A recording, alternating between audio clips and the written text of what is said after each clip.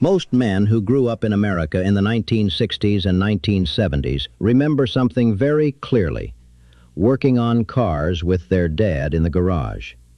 Back then, almost every house had a garage that smelled like motor oil, warm metal, and old wood.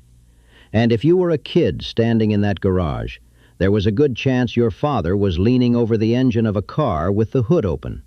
Maybe it was a Chevy, maybe a Ford, maybe an old pickup truck that had already seen 100 dusty roads.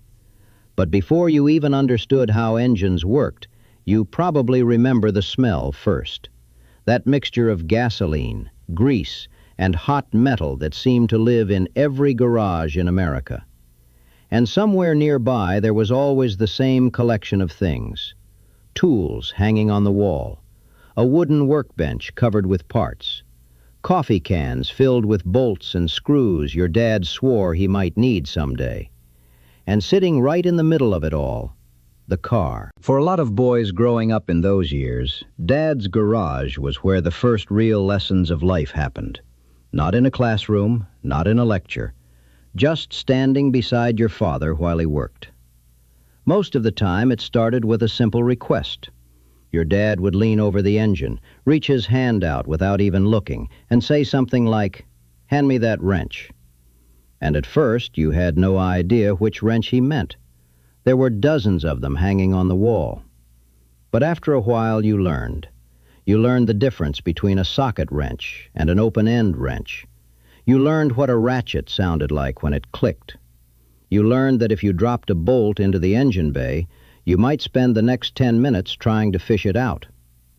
Little by little, you started understanding how things worked, how to check the oil, how to change a spark plug, how to tighten a loose fan belt, how to listen to the engine and hear when something wasn't quite right. Because back then, cars talked to you. They rattled, they squeaked, they coughed when the carburetor needed adjusting. And somehow your dad could hear the problem almost instantly. He'd pause, tilt his head slightly, and say something like, "Sounds like the carburetor's acting up." To you, it just sounded like an engine. But over time, you started hearing the difference, too. Those afternoons in the garage weren't loud or dramatic. Most of the time, they were quiet. Just the sound of tools clicking, metal clinking, and the occasional scrape of a wrench slipping off a bolt. Sometimes the AM radio was playing in the background. Maybe a baseball game drifting through the static. Maybe a country song coming and going as the signal faded. And every now and then your dad would ask you to do the job that almost every kid remembers from those days. Hold the flashlight.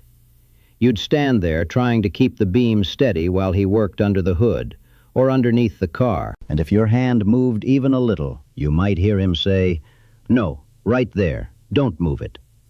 For a lot of boys growing up then, that flashlight job was their first step into the world of fixing things.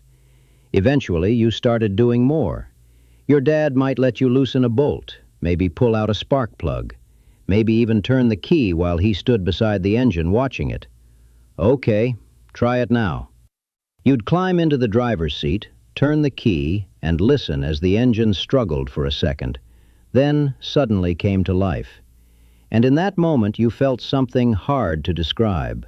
Not just excitement, something closer to pride, because you helped fix it.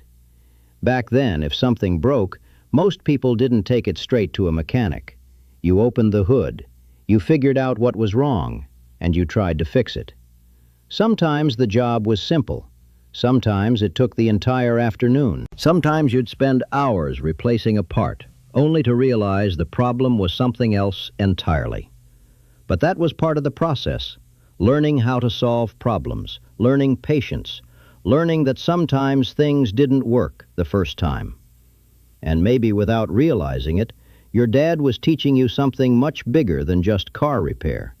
He was teaching you how to figure things out for yourself. Those garages were full of small memories that stuck with people for the rest of their lives. The smell of grease on your hands, the sound of the ratchet clicking over and over again, the way the garage light glowed as the sun started to go down outside. And sometimes, the quiet conversations that happened while the work was being done. Not excited and happy serious talks, just ordinary things. School, work, life. Sometimes your dad told stories about the cars he had when he was younger. Maybe the first one he ever bought. Maybe the one that broke down on a road trip years earlier. And standing there beside him, you listened, because in that moment, it felt like you were being invited into something. Not just fixing a car, but becoming part of the world of grown men who knew how things worked. Years later, many men look back and realize something about those afternoons in the garage. Their dad probably wasn't just fixing a car. He was passing down knowledge. The kind of knowledge that doesn't come from books. The kind that gets passed from one generation to the next. And even now, decades later, a lot of those men can still remember the exact feeling of those moments. The rough concrete floor under their feet, the smell of gasoline in the air, the sound of tools hitting the workbench, and the sight of their father leaning over the engine, sleeves rolled up, figuring out the next step. Today, a lot of those old garages are gone. The houses have changed. The cars have changed. And modern engines don't leave much room for a kid holding a flashlight anymore. But for men who grew up in America in the 1960s and 1970s, those memories are still there, clear as ever. Because Dad's garage wasn't just a place where cars got fixed. It was where boys slowly learned how to work with their hands, where patience was learned, one bolt at a time, where fathers passed down lessons without ever calling them lessons. And if you ask many of those men today what they remember most about growing up, there's a good chance they'll mention a garage, an old car with the hood open, and their dad standing beside them saying, "Hand me that wrench." And even now, after all these years, many of them would probably give anything to stand in that garage again, just for one more afternoon.